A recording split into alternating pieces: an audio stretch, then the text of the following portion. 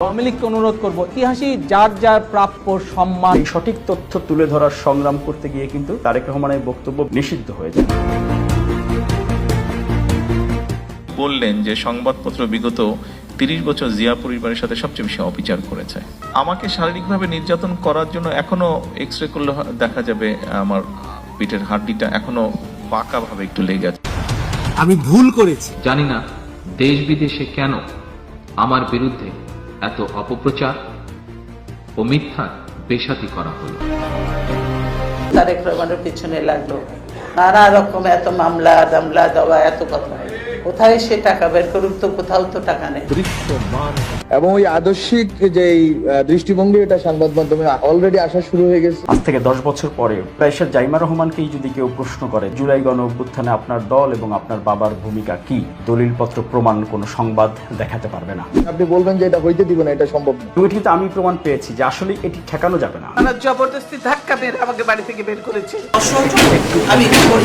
তখন বিচার আইন আদালতের দোহাই দেওয়া হয়েছিল। সেদিন প্রতিজ্ঞা করেছিলাম যে ওই ক্যান্টনমেন্টে বসবাস করতে হবে না, যেদিন সবাই বাইর করে দেবো, নিজের মুখে স্বীকার করে ফেলেন। বের করে দিতাম। তাহলে 24-এর গণ অভ্যুত্থানের পরে সবগুলো গণমাধ্যমের 1 নম্বর রিপোর্ট হওয়া উচিত ছিল। আজকের প্রধানমন্ত্রী তারেক রহমানের কাছে আমরা গণমাধ্যম কর্মী, সাংবাদিক, সিনিয়র সাংবাদিক, সম্পাদক, প্রকাশক, মালিক, বার্তা প্রধানরা বিভিন্ন দাবি দেওয়া আমরা প্রতিনিয়তই আসলে চাচ্ছি, এবং সংবাদ মাধ্যমের স্বাধীনতা, সাংবাদিকতার স্বাধীনতা, এই বিষয়গুলো সরকার প্রধানের কাছে গণমাধ্যমের পক্ষ থেকে দাবি করা হবে বা প্রত্যাশা করা হবে বা নিশ্চয়তা চাওয়া হবে। এটি কিন্তু স্বাভাবিক, এইটা হয়তো প্রত্যাশা আমরা করতেই পারি। কিন্তু একই সাথে প্রধানমন্ত্রী যিনি, তিনি তো তারেক রহমান, তিনি তো একজন ব্যক্তি, একজন মানুষ, তিনি তো একজন নাগরিক, তার তো নাগরিক মানবিক অধিকারও তো আছে।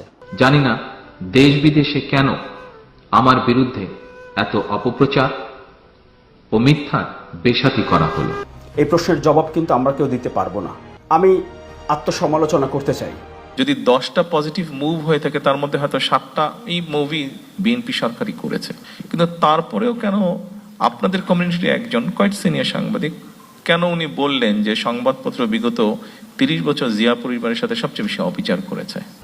এই প্রতিবাদ করার ফলে শুধু কি বিএনপি বা আগে যে ঘটনাগুলো ঘটেছে সেটি উপকৃত হবে? যদি একজন মানুষের কানেও এই শব্দগুলো পৌঁছায়, এই যে মিরাজ হোসেন গাজী যে একা তথ্যপত্র দিয়ে চেষ্টা করছে গণমাধ্যমের অপেশাদারিত্বগুলো তুলে ধরার জন্য, যাতে করে কোনো রাজনৈতিক দলের নামে মিথ্যা সংবাদ করতে না পারে, মিথ্যা শিরোনামে যাতে গণমাধ্যম তার পেশাদারিত্ব, তার মর্যাদার জায়গাটি ধ্বংস না করে। আমাকে শারীরিকভাবে নির্যাতন করার জন্য এখনো এক্সরে করলে দেখা যাবে আমার পিঠের হাড্ডিটা এখনো বাঁকাভাবে একটু লেগে আছে, বিকজ যেহেতু প্রায় অনেক দিন আমাকে এটার পরেও ফেলে রাখা হয়েছিল, প্রপার টাইমে চিকিৎসা করা হয়নি, সেই জন্য হাড্ডিটা একটু বাঁকাভাবে লেগে গিয়েছে। 3 থেকে 4 সপ্তাহের মধ্যে হাড্ডি জোড়া লেগে যায়, হিউম্যান হাড্ডি, আপনারা জানেন বোধহয়।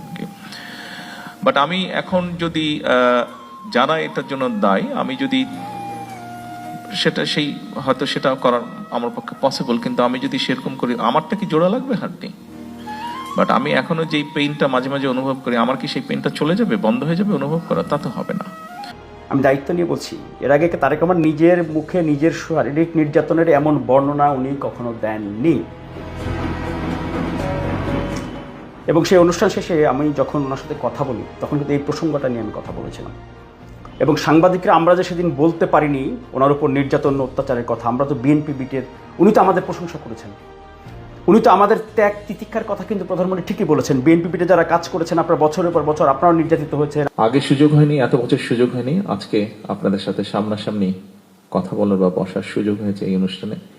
আমি আমার দলের নেতাকর্মীদেরকে তাদের বিপদের সময় এই সহযোগিতা করার জন্য এবং তাদের অত্যাচার নির্যাতনের কাহিনী শত বাধা বিপত্তির মধ্যেও যতটুকু সম্ভব হয়েছে তুলে ধরার জন্য, এবং একই সাথে তাদের পাশাপাশি থেকে সেই একই কষ্ট আপনারাও ভোগ করেছেন, সেই কষ্ট আপনারা ভোগ করেছেন, এই সকল কিছু মিলিয়ে আমার অবস্থান থেকে আমি আন্তরিকভাবে আমার দলের পক্ষ থেকে আপনাদের ধন্যবাদ জানাতে চাই।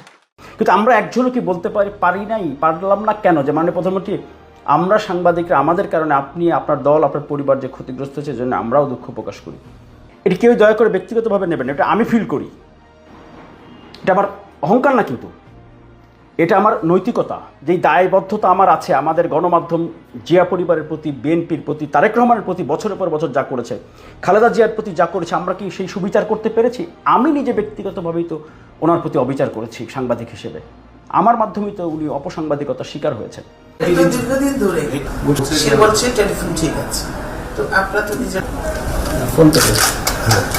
একটা টেলিফোন যেটার মধ্যে এতক্ষণ কথাবার্তা হচ্ছে ওই টেলিফোনটা আমরা অন করে রেখেছি, এই যে মোবাইলটা, এটাতেই টেলিফোনের কথা বলছে, সে বলছে টেলিফোন ঠিক আছে, তো আপনারা তো নিজের ব্যক্তি তারেক রহমানের পরিবার, জিয়া পরিবার এবং তার দলের প্রতি আমরা গণমাধ্যমগুলো কতটুকু আমাদের দায়িত্ব পালন করেছি সঠিকভাবে। তো তারেক রহমানের পিছনে লাগলো নানা রকম এত মামলা দামলা দেওয়া এত কথা। আজকের প্রধানমন্ত্রী তারেক রহমান ঠিক আজ থেকে 15 বছর আগে, 1.5 দশক আগে তার একটি বক্তব্য আছে। এই দেশের জন্য আমার বাবা শহীদ হয়েছেন, আমার মা জীবনভর কষ্ট করে যাচ্ছেন জীবনের ঝুঁকি নিয়ে। সেই মা বাবার সন্তান হিসেবে আমিও নিশ্চিত নিরাপদ জীবন বেছে নিতে পারিনি। দেশে জরুরি অবস্থা জারির পর আমাকে দেশ ছেড়ে চলে যেতে বলা হয়েছিল, কিন্তু আমি পালিয়ে যাইনি। সে কারণে আমাকে অন্যায়ভাবে গ্রেফতার করে মিথ্যা মামলায় জড়িয়ে শারীরিক নির্যাতন করা হলো। সেই বর্বর উৎপীড়ন ও আত্মসম্মানের কথা ভাবলে আমি এখনো শিউরে উঠি। সভ্যতা, মানবতা, আইন ও নিয়ম নীতির কোনো তোয়াক্কা না করে আমার উপরে চলেছে ঐতিহাসিক শারীরিক নির্যাতন। তারা হয়তো আমাকে হত্যাই করতে চেয়েছিল, কিন্তু আপনাদের আন্তরিক ভালোবাসা, দেশবাসীর দোয়া এবং মা বাবার সৎকর্মের গুণে আল্লাহর রহমতে আমি প্রাণে বেঁচে আছি। কাজ করতে গিয়ে অনেক সময় ভুল ত্রুটি হয়তো হয়ে থাকতে পারে, কিন্তু জ্ঞাতসারে কখনো কারো প্রতি অবিচার করিনি। আমার সীমিত সাধ্য নিয়ে মানুষের কল্যাণে কাজ করেছে। দেশের স্বার্থের বিরুদ্ধে কোনোদিন কোনো কিছু করার কথা ভুলেও ভাবিনি। তবুও জানি না কেন আমাকে বিনা অপরাধে এতটা শাস্তি পেতে হলো। জানি না দেশ বিদেশে কেন আমার বিরুদ্ধে এত অপপ্রচার ও মিথ্যার বেশাতি করা হলো।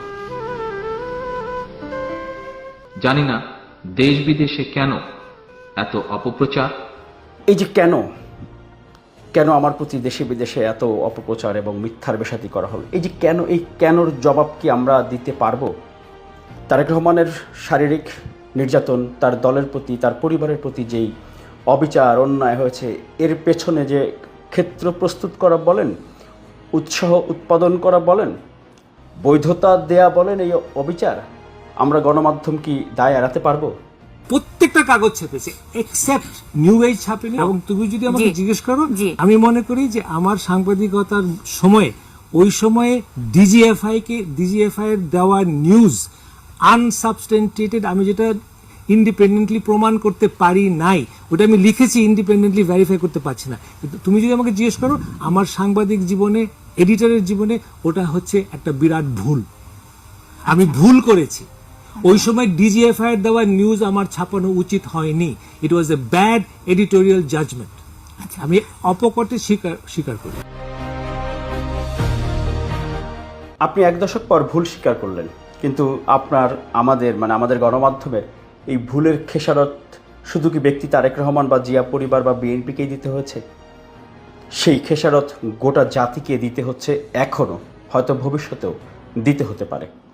তখন কত রূপকথার গল্প সেই 111 সরকারের সময় এবং তার আগে বা পরবর্তী সময়েও বিভিন্ন সময়ে তারেক রহমানকে নিয়ে, বিএনপি জিয়া পরিবারকে নিয়ে আমরা দেখেছি, গণমাধ্যমে এগুলো আছে।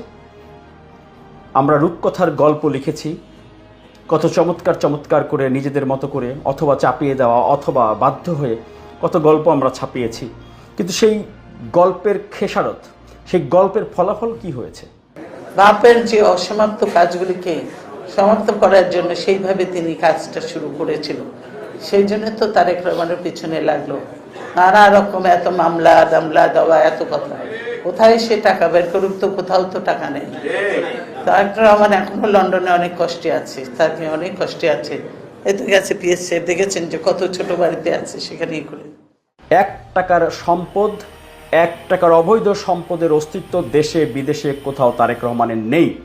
শেখ হাসিনার মতো প্রধানমন্ত্রী 1.5 দশকে সেটি খুঁজে পাননি। তাহলে ওই যে আমরা গণমাধ্যমগুলো যারা ওই ক্ষেত্র প্রস্তুত করেছি, একটি ব্যক্তি, একটি পরিবার, একটি দলকে তছনছ করে দেওয়ার জন্য, তারা এখন এই টাকাগুলো কি এনে দেবেন, নাকি তারা এই খবরগুলোর জন্য, যেই খবরগুলো এখনও রাজনৈতিক খোরাক হিসেবে প্রতিপক্ষ ব্যবহার করছে বিএনপির জন্য, সেই খবরগুলোর জন্য আমরা কি খেসারত কিভাবে আমরা দেব, সেটাকে আমরা চিন্তা করেছি? আমি ভুল করেছি, ওই সময় ডিজিএফআই এর দেওয়া নিউজ আমার ছাপানো উচিত হয়নি। এবং আপনারা অবাক হবেন, 5 আগস্ট 2024 ওই দিনটিতেই অসংখ্য ফেসবুক পেজ তৈরি করা হয়। যে ফেসবুক পেজগুলো 24, 24, ইসলামিক, ইসলাম এই ধরনের নাম সহ সেই ফেসবুক পেজগুলো তৈরি করা হয়েছে। সেই ফেসবুক পেজগুলো দিয়ে পরবর্তীতে বিএনপি, বিশেষ করে তারেক রহমানকে টার্গেট করে অপপ্রচার চালানো হয়েছে। আর সেখানে উপাদান হিসেবে ব্যবহার করা হয়েছে ওই যে 1/11 সরকারের সময় গোয়েন্দা সংস্থার চাপিয়ে দেওয়া যে মিথ্যা খবরগুলো, সেগুলোর সাথে নতুন করে যুক্ত করা হয়েছে আরও কিছু চটকদার এবং সাম্প্রতিক ইস্যুতে কিছু শিরোনাম।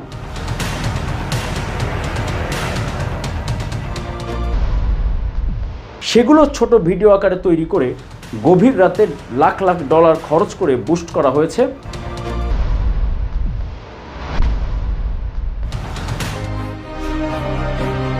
1/11 সময় যদি একজন মিরাজ হোসেন গাজী কোনো একটি গণমাধ্যম থেকে একটু প্রতিবাদ করতেন কোনো একটি কারণে, কোনো একটি পদ্ধতিতে, তাহলে অন্ততপক্ষে পরবর্তী দিনগুলোতে আমাদেরকে আরও বেশি খেসারত দিতে হতো না। এই নিকট অতীতেও চরমভাবে বিএনপির বিরুদ্ধে যেমনি আমরা সংঘবদ্ধ শিরোনামে চাঁদাবাজি ইস্যুতে মিথ্যা খবরগুলো আমরা করেছি বিএনপির উপর দায় চাপিয়ে দেওয়ার জন্য, বিএনপিকে ভিলেন বানানোর জন্য, 2024-এর 5 আগস্ট পরবর্তী সময়ে বাংলাদেশের গণমাধ্যমগুলো সংঘবদ্ধ পদ্ধতিতে তারেক রহমান এবং বিএনপির বিরুদ্ধে যেই চাঁদাবাজি ইস্যুতে আলোচিত খবরগুলো আমরা জানি, ঘটনা ঘটেছে এক, পত্রিকা বা গণমাধ্যমগুলো শিরোনাম করেছে ভিন্ন। উদাহরণ হিসেবে বলা যেতে পারে বাইতুল মোকাররমে সেই মসজিদ মার্কেটের পাশে পার্কিংয়ের জায়গা নিয়ে চাঁদাবাজির যেই খবরটি আমরা দেখেছি, এরপরে মিটফোর্ডের সোহাগ হত্যাকাণ্ড যে খবরটি আমরা জানি, এরপরে গাজীপুরে সাংবাদিক তুহিনকে হত্যা, এরপরে রাজবাড়িতে পাম্পে তেলের টাকা না দিয়ে গাড়ি চাপা দিয়ে হত্যাকাণ্ড, আবার ডাকসু নির্বাচনে ছাত্রদলের বিরুদ্ধে যেই মিথ্যা সংবাদ করা হয়েছিল, অনেকেই মনে করেন যে সেটি শুধু প্রথম আলো করেছিল, কারণ প্রথম আলো দুঃখ প্রকাশ করেছে এই কারণে মনে করছেন প্রথম আলো। না, সেদিন 20 থেকে 26টি মূলধারার গণমাধ্যম সেদিন কিন্তু এই মিথ্যা সংবাদ করেছিল ছাত্রদলের বিরুদ্ধে, এবং সেই খবরে কিন্তু এতে করে কিন্তু ভোটের পরিস্থিতি পুরো পাল্টে যায়। শুধু তাই নয়, বিএনপি মহাসচিব মির্জা ফখরুল ইসলাম আলমগীরের বক্তব্যকে নিয়েও বিকৃত শিরোনাম করে সংঘবদ্ধভাবে মিথ্যা সংবাদ করেছে বাংলাদেশের গণমাধ্যমগুলো। বিএনপির সাবেক মহাসচিব প্রয়াত খন্দকার দেলোয়ার হোসেনের বাসায় যুবদলের চাঁদাবাজি, এটি ছিল সম্পূর্ণ মিথ্যা সংবাদ, গণমাধ্যমের সংঘবদ্ধ শিরোনামে অপপ্রচার। 24 জুলাই গণ অভ্যুত্থানের পর থেকে শুরু করে 12 ফেব্রুয়ারি নির্বাচনের আগের রাত পর্যন্ত নতুন কৌশলে, নতুন পদ্ধতিতে সংঘবদ্ধভাবে গণমাধ্যমগুলো যেই অপপ্রচার এবং সংঘবদ্ধভাবে ইতিবাচক সংবাদ ব্ল্যাকআউট করছে, 1/11 সময় যেভাবে বিএনপিকে মিডিয়া ট্রায়ালের সম্মুখীন করা হয়েছিল, ঠিক একইভাবে এরকম একটি প্রেক্ষাপট ধীরে ধীরে তৈরি করার চেষ্টা তারা করছে। পরিবর্তিত পরিস্থিতিতে মূলত মিডিয়া হাউস বা মিডিয়া প্রতিষ্ঠান দিয়ে নয়, গণমাধ্যমের সম্পাদকীয় নীতি ও মাঠ পর্যায়ে গুরুত্বপূর্ণ বিটে রিপোর্টিং নীতিকে ব্যবহার করা হয়। একসাথে বেশ কয়েকটি গণমাধ্যম যদি একই ধরনের শিরোনাম করে, ঘটনা ঘটেছে এক, কিন্তু সংবাদ মাধ্যমগুলো শিরোনাম করেছে বা খবর প্রকাশ করেছে, প্রচার করেছে ভিন্ন। উদ্বেগ এবং আশ্চর্যের বিষয় হচ্ছে ফ্যাসিবাদ মুক্ত বাংলাদেশেও বর্তমানে বিএনপির বিজয় ঠেকাতে সংঘবদ্ধ অপপ্রচার এবং অপকৌশল দৃশ্যমান হতে শুরু করে। আবার যেই জুলাই গণ অভ্যুত্থান হচ্ছে এই যে 12 ফেব্রুয়ারি নির্বাচন এবং সাম্প্রতিক রাজনীতির সবচেয়ে বড় ইস্যু, আলোচিত ইস্যু এবং সবচেয়ে গুরুত্বপূর্ণ ইস্যু, সেখানে কোনো একটি গণমাধ্যম কিন্তু জুলাই গণ অভ্যুত্থানে তারেক রহমানের ভূমিকা, বিএনপি ছাত্রদলের বা তার দলের ভূমিকা নিয়ে কোনো একটি সংবাদ কিন্তু আমরা পরবর্তীতেও করিনি। কিন্তু তারেক রহমান কিন্তু 2014 সালে 15 জুলাই 5% কোটার প্রস্তাবনা ওনার রাজনৈতিক পরিকল্পনায় কিন্তু উনি অন্তর্ভুক্ত করেছিলেন। অর্থাৎ দূরদর্শী সিদ্ধান্ত কত আগে উনি নিয়েছিলেন, যেটি হয়তো আজকের তরুণ প্রজন্মের আকাঙ্ক্ষা। নেতৃবৃন্দ, আমি দৃঢ়ভাবে আরও বিশ্বাস করি সরকারি চাকরিতে কোটার হার কোটাটা কমিয়ে মেধাবীদেরকে জায়গা দেওয়ার জন্য 5% মধ্যে নিয়ে আসা উচিত। আবার এই জুলাই গণ অভ্যুত্থানের যে আন্দোলন, কোটা সংস্কার থেকে শেখ হাসিনা পতন আন্দোলনে 8 দিনে জুন, জুলাই, আগস্টে 9 বার তিনি দেশবাসীর উদ্দেশ্যে দিক নির্দেশনামূলক বক্তব্য দিয়েছেন।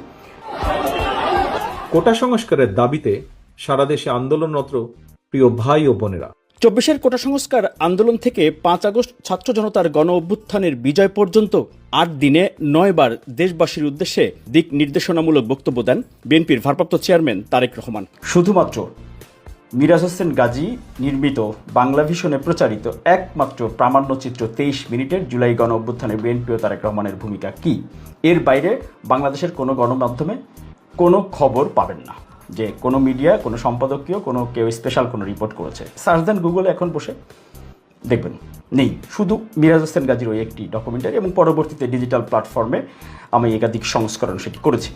যেহেতু প্রচলিত গণমাধ্যমগুলো সম্পূর্ণভাবে ব্ল্যাক আউট করে দিয়েছে, তাই আমি বিকল্প প্ল্যাটফর্ম হিসেবে open media cell MAG live, Miraj Hossain Gazi live, এই ডিজিটাল প্ল্যাটফর্মে আমি চেষ্টা করছি ইতিহাসের সঠিক তথ্য, আসল ঘটনা তুলে ধরার জন্য, যাতে করে অন্ততপক্ষে ইতিহাসে সংরক্ষিত থাকে। রক্ষায় হোক এই মুহূর্তের স্লোগান দফা 1, দাবি 1, খুনি হাসিনা পদত্যাগ। কিন্তু এই যে সঠিক তথ্য যে আমরা তুলে ধরলাম না, এটাও তো অপসাংবাদিকতা। এর খেসারত তো সেই বিএনপিকেই দিতে হবে। আজ থেকে 10 বছর পরে বা 5 বছর, 20 বছর পরে, ধরেন ব্যারিস্টার জাইমা রহমানকেই যদি কেউ প্রশ্ন করে যে 24 জুলাই গণ অভ্যুত্থানে আপনার দল এবং আপনার বাবার ভূমিকা কি, ব্যারিস্টার জাইমা রহমান কিন্তু কিছু দলিলপত্র, প্রমাণ, কোনো সংবাদ দেখাতে পারবে না। বাংলাদেশের গণমাধ্যমগুলো সংঘবদ্ধভাবে জুলাই গণ অভ্যুত্থানের ইতিহাস থেকে বিএনপি এবং তারেক রহমানকে সম্পূর্ণরূপে ব্ল্যাক আউট করে দিয়েছে। জাইমা রহমান তো নিজে তখন লন্ডনে তার বাবার পাশে বসেই তো দেখেছেন সব কিছু। আবার ভিডিও কলে বা অডিও কলে বা ভিডিও জুম মিটিংয়েও যখন ছাত্র প্রতিনিধিদের সঙ্গে বা অন্যান্য নেতৃবৃন্দের সঙ্গে একাধিকবার জাইমা রহমানও যুক্ত হয়েছেন, সেই ছবিও আমরা পরবর্তীতে দেখেছি। কিন্তু কোনো একটি গণমাধ্যমে যখন এই খবরটি নেই, যখন 10 বছর পরে খুঁজে পাবে না ব্যারিস্টার জাইমা রহমান, তখন কি আমরা আবারও কি এরকম 2-1 মিরাজ হোসেন গাজী তো তখনও তো নিশ্চয়ই অনুতপ্ত হবে, অনুশোচনা করবে, তাই না? এটা অপসাংবাদিকতার স্বপ্রণোদিত স্বতঃস্ফূর্ত একটি ভাষণ। সংঘবদ্ধভাবে এই ভাষণ তৈরি হয়েছে 5 আগস্টের পরে। আগেরগুলো বিভিন্ন সময় বিভিন্ন রকম হয়েছে, আর এটা হচ্ছে সংঘবদ্ধভাবে স্বপ্রণোদিত হয়ে একেবারে উৎসবমুখর পরিবেশে বিএনপি বিরোধী এবং তারেক রহমান বিদ্বেষী নীতি বাস্তবায়ন করা হয়েছে। আর কেনই যে আমি সঠিক তথ্য, আসল তথ্য বা ইতিহাসের সত্যটা নিয়ে এত কথা বলছি, এখন হয়তো অনেকেই গুরুত্ব দিচ্ছেন না, কিন্তু একদিন এই সঠিক তথ্যের জন্যে হাই হতাশ করতে হবে অনেককে। 1971 সালের মহান স্বাধীনতা যুদ্ধে জিয়াউর রহমানের ভূমিকা কি, নিশ্চয়ই এই বিতর্ক এখনও কিন্তু চলছে। 2026 সালের মহান স্বাধীনতা দিবসের অনুষ্ঠানেও বর্তমান প্রধানমন্ত্রী তারেক রহমান কিন্তু বলতে হয়েছে একটি জাতির জন্ম, যেটি জিয়াউর রহমান নিজে লিখেছিলেন, একটি নিবন্ধ, সেটি সবাইকে পড়ার জন্য, গবেষণা যারা করেন তাদের কাজে লাগবে, সেই বিষয়টি তিনি বলেছিলেন। শহীদ জিয়ার লেখা এই 1972 সালের প্রবন্ধটি যখন প্রথম প্রকাশিত হয়েছিল, তখন কিন্তু মাত্র মুক্তিযুদ্ধ শেষ হয়েছে। যারা মুক্তিযোদ্ধা ছিলেন, যারা মুক্তিযুদ্ধের সঙ্গে প্রত্যক্ষ বা পরোক্ষভাবে জড়িত ছিলেন, তারা কিন্তু প্রত্যেকেই তখন বেঁচে ছিলেন, যারা বেঁচে ছিলেন যুদ্ধের শেষের পরে।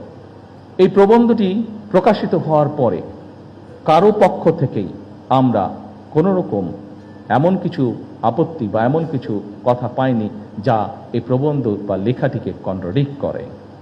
যে সংগ্রামটি উনি 2013-14 সালে এই যখন সরকারের পক্ষ থেকে তখন জিয়াউর রহমানকে নিয়ে খুবই আপত্তিকর বক্তব্য দেওয়া হচ্ছিল সংসদে, রাজপথে, রাজনৈতিক ময়দানে, তখন কিন্তু লন্ডনে তারেক রহমান দিনের পর দিন, ঘন্টার পর ঘন্টা বিভিন্ন অনুষ্ঠানে বক্তব্য দিয়েছেন। আওয়ামী লীগকে অনুরোধ করব, আপনারা ইতিহাস বিকৃতি থেকে বেরিয়ে আসুন, ইতিহাসই যার যার প্রাপ্য সম্মান সবাইকে। বিভিন্ন দলিলপত্র, সংবাদ মাধ্যমের দেশি বিদেশি সংবাদপত্রের কাটিং রেফারেন্স হিসেবে ব্যবহার করে দালালিকভাবে তখন কিন্তু তিনি প্রমাণ করেছিলেন যে জিয়াউর রহমানের ভূমিকা কি স্বাধীনতা যুদ্ধে, মহান স্বাধীনতা সংগ্রামে। প্রথম রাষ্ট্রপতি নির্বাচিত হওয়ার। এবং সেই সংগ্রাম, সেই সঠিক তথ্য তুলে ধরার সংগ্রাম করতে গিয়ে কিন্তু 2015 সালের 7 জানুয়ারি থেকে তারেক রহমানের বক্তব্য, বিবৃতি গণমাধ্যমে প্রচার এবং প্রকাশ নিষিদ্ধ হয়ে যায়। এরপর থেকে কিন্তু প্রায় 10 বছর তারেক রহমানকে ব্ল্যাক আউট করে রাখার জন্য তখনকার সরকার কিন্তু সব ধরনের চেষ্টা করেছে। এবং সেই নিষেধাজ্ঞা মাঝে মধ্যে এমন হয়েছিল যে বিএনপির স্থায়ী কমিটির বৈঠক অথবা কোনো গুরুত্বপূর্ণ বৈঠকে ভার্চুয়ালি যুক্ত হয়েছিলেন তারেক রহমান। তারেক রহমানের চেহারা না দেখা যায় এজন্যে এডিটিং প্যানেলে কেটে তারেক রহমানের ছবি বাদ দিয়ে এরপরে সেটি প্রচার করা হয়েছে। তারা চেষ্টা করেছিল আমার কথা বন্ধ করে রাখতে। আমি কথা বলেছি সামাজিক মাধ্যম সহ বিভিন্ন পন্থায় আমি পৌঁছানোর চেষ্টা করেছি, আমি ইনশাল্লাহ পৌঁছিয়েছি মানুষের কাছে। তাহলে 1971 সালের সেই স্বাধীনতা যুদ্ধের তো সংবাদপত্র ছিল, তখন জিয়াউর রহমানের নিজের বক্তব্য ছিল, বিভিন্ন সংবাদ মাধ্যমে সংবাদ হচ্ছে দেশি বিদেশি গবেষকরা, লেখকরা তারা লিখেছেন। তাতেই তারেক রহমানকে রীতিমতো বছরের পর বছর সংগ্রাম করতে হয়েছে, এক পর্যায়ে তার বক্তব্য বিবৃতি গণমাধ্যমে নিষিদ্ধ পর্যন্ত হয়। আর এই জুলাই গণ অভ্যুত্থানে বিএনপি ও তারেক রহমানের ভূমিকা নিয়ে কোনো একটি গণমাধ্যমে একটি শব্দ, একটি বাক্য, একটি কোনো কিছু স্বপ্রণোদিত হয়ে বিশেষ রিপোর্ট, অনুসন্ধানের রিপোর্ট, গবেষণামূলক কোনো রিপোর্ট, কোনো সম্পাদকীয়, কোনো উপসম্পাদকীয় কিন্তু নেই এখন পর্যন্ত নেই। এই যে আজকে আমি যখন রেকর্ড করছি 2026 সালের জুন মাসের 20 তারিখে, এই পর্যন্ত বাংলাদেশের কোনো গণমাধ্যমে আপনি দেখবেন না যে কেউ একটি সম্পাদকীয়, উপসম্পাদকীয় বা তারেক রহমানকে নিয়ে জুলাই গণ অভ্যুত্থানের ভূমিকা নিয়ে কোনো প্রতিবেদন করেছেন। কিন্তু গণমাধ্যম যাতে ব্ল্যাক আউট করে দিয়েছে, ইতিহাসে নেই। জিয়া পরিবারের ওপর, বেগম জিয়ার ওপর, তারেক রহমানের ওপরে যেই অবিচার আমরা করেছি, বৈষম্যের শিকার ওনারা যে হচ্ছেন এখনও গণমাধ্যমের কাছ থেকে। তারা জবরদস্তি ধাক্কা মেরে আমাকে বাড়ি থেকে বের করেছে। কার কাছে আমি বিচার চাইব? সহযোগিতা সবসময় করিস, আমি অসহযোগ আমি করি। জিয়া পরিবারকে 14 বছর আগে বাড়ি থেকে উচ্ছেদ করা হয়েছিল, তখন বিচার আইন আদালতের দোহাই দেওয়া হয়েছিল। কিন্তু 2023 সালে তখনকার প্রধানমন্ত্রী শেখ হাসিনা লন্ডনে গিয়ে নিজের মুখে স্বীকার করে ফেলেন যে ব্যক্তিগত আক্রোশে তিনি প্রতিজ্ঞাবদ্ধ ছিলেন যে জিয়া পরিবারকে ওই বাড়ি থেকে উচ্ছেদ করবেন, উচ্ছেদ করেছেন। আমার বাবা দেশ স্বাধীন করেছিল বলেই না এই ক্যান্টনমেন্ট, আর ওই মেজর জেনারেল প্রমোশনটা তো আমার বাপেরই দেওয়া ছিল। আর আমি ক্যান্টনমেন্টে ঢুকলে আমার বিরুদ্ধে মামলা। সেদিন প্রতিজ্ঞা করেছিলাম যে ওই ক্যান্টনমেন্টে বসবাস করতে হবে না, যেদিন সময় পাবো বের করে দেবো, বের করে দিচ্ছি। নিজের মুখে যখন স্বীকারোক্তি, তাহলে 24-এর গণ অভ্যুত্থানের পরে শেখ হাসিনার পতনের পর সেই রিপোর্টটি বাংলাদেশের সবগুলো গণমাধ্যমের 1 নম্বর রিপোর্ট হওয়া উচিত ছিল। যেদিন সময় পাবো বের করে দেবো, বের করে দিচ্ছি। আমি কার কাছে এসবের প্রতিকার চাইব? আমি এর বিচারের ভার মহান আল্লাহ ও প্রিয় দেশবাসীর উপর ছেড়ে দিলাম।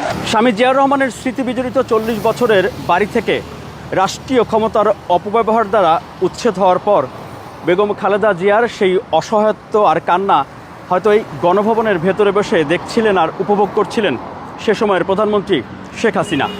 কিন্তু 14 বছরের মাথায় ছাত্র নাগরিকদের অভ্যুত্থানে জনরোষ থেকে রক্ষা পেতে এই গণভবন থেকে, অর্থাৎ নিজের বাসভবন থেকেই শুধু পালিয়ে যাননি, দেশ ছেড়েই পালিয়ে যান শেখ হাসিনা।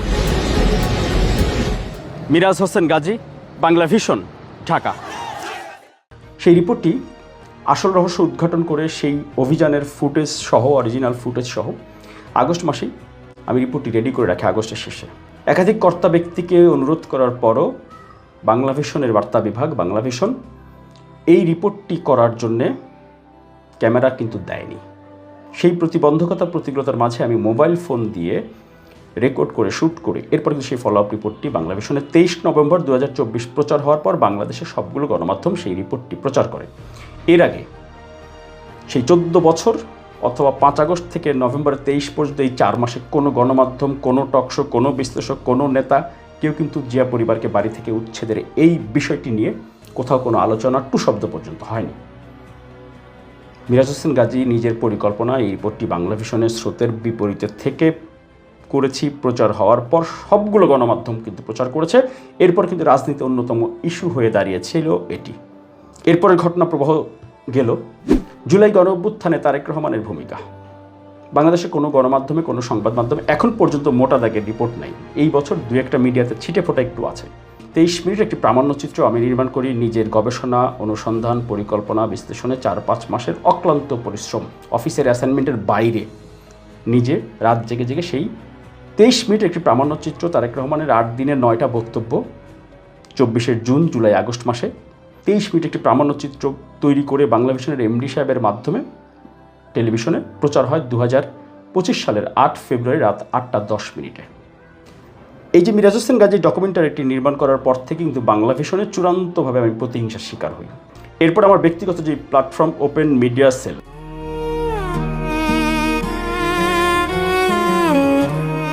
দীর্ঘ সময় পেরিয়ে আসে খবর শহর জুড়ে গুঞ্জন,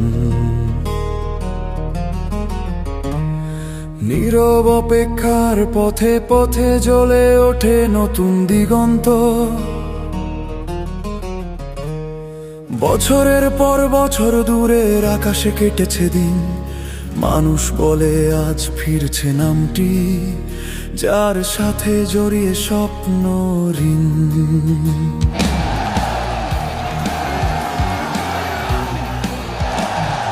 বিদেশের পথে কেটেছে কাল, বুকের ভেতর দেশ। নিজের অর্থায়নে, নিজের চেষ্টায়, নিজের খরচে দিনভর অফিস করেছি, রাতভর টিম নিয়ে কাজ করে 450 থেকে 500টি রিপোর্ট টেলিভিশনে প্রচার উপযুক্ত এই ওপেন মিডিয়া সেলে ইউটিউব চ্যানেলটিতে গেলে আপনারা দেখতে পাবেন ইতিহাসের দলিল।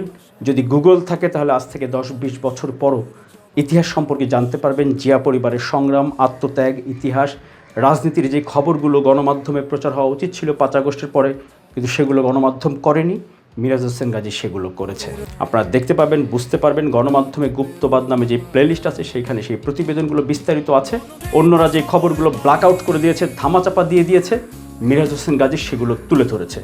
অন্যরা যে খবরগুলো মিথ্যা করেছে, সংঘবদ্ধভাবে মিথ্যা শিরোনাম করেছে, মিরাজ হোসেন গাজী সেটির আসল তথ্য তুলে ধরেছে। কারো চোখে প্রতীক, নিজের কোনো স্বার্থে না, মিরাজ হোসেন গাজীর সাংবাদিকতার দায়িত্বটুকু পালন করেছে। ফেরা মানে শুরু আবার, প্রতিশ্রুতি নয় ভাষা, সময় বলবে সত্যটা, মানুষ রাখে কাজেই আশা।